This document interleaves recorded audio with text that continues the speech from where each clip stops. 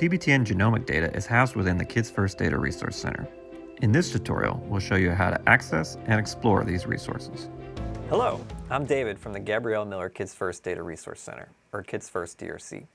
And in this video, we'll explore the capabilities and features of the Variant Explorer tool on the Kids First portal. In the previous video, we talked about somatic variants available on PCBio portal. You can access germline variants on the Kids First portal. We'll show you where to find those variants and how to use the filters to narrow down your search. If you missed the video about finding somatic variants, click the link in the video description to see other videos in the Kids First Support Series playlist.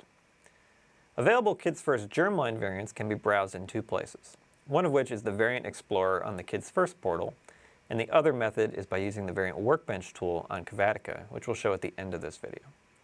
The Variant Explorer tool is available on the Kids First portal, and you can select it from the main portal navigation bar at the top of the screen. This tool provides a list of all of the variants which have been identified in participants across all Kids First studies. From this page, you can narrow down your search to find specific genes or variants of interest.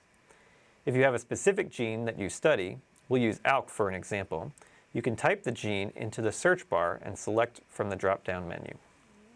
After we apply the gene we're interested in, you'll see that there are about 98,000 different variants in the portal with the ALK gene identified. You can continue to narrow this further by selecting other parameters. For example, if you're only interested in especially rare alleles, you can add a filter for frequency, such as nomad frequency of less than 0.0001, and hit apply. This will allow for a more specific search to find the most rare variants. You can also look at pathogenicity, or the nature of what these mutations are causing in the participant, and can sort the variants either by annotated ClinVar or VEP annotations.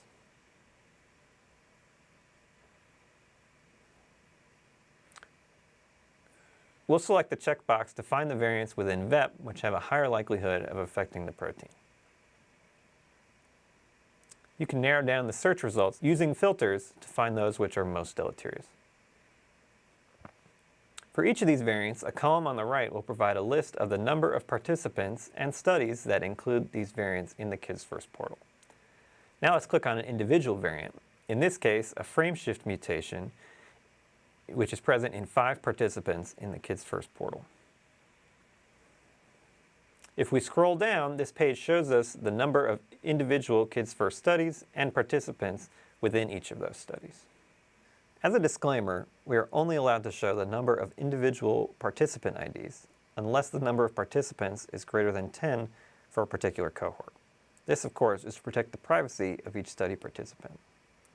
This view can show you which Kids First studies include variants in your gene of interest, and can also be helpful to know which studies you may want to complete an application to access through dbGaP.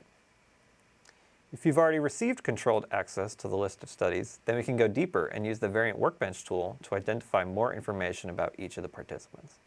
If you don't have access to any of the Kids First studies you'd like to explore, check out the second video in our user support playlist on how to request access to data through dbGaP.